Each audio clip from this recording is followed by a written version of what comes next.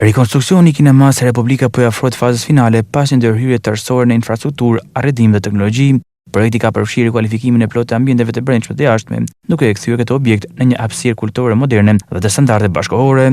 Drejtori i përgjithshëm i ndërmarrjes së mirëmbajtjes së objekteve publike, Josef Kulla, konfirmon se punimet kanë qenë intensive dhe tashmë ndodhen në ditët e fundit të përfundimit. Siç e shikoni, te kinema Republika për disa kohësh kanë filluar punimet.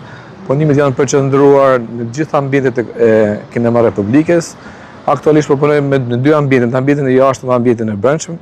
Te ambienti i jashtëm është bërë hyrja te shtrimi i pjesës së oborrit, shtrimi i pllakave, ndriçimi edhe pjesa e ulëseve, ndërsa te pjesa e brendshme është bërë hyrja te pjesa e ulëseve të publikut, është bërë te audioja, është linoleumi, është edhe moketi që është bërë hyrja që do të bëhet tri, njëkohësisht është edhe ambienti i brendshëm që është bërë te pjesa tualeteve, pjesa savatimeve, pjesa elektrikeve, ndriçimi dhe ambientet të brendshëm, kondicionimi, kështu që besoj se brenda pak ditëve do të jetë një kinema modern, ashtu siç e meriton edhe kinemaja që është kinema Republike e qytetit të Shkodrës.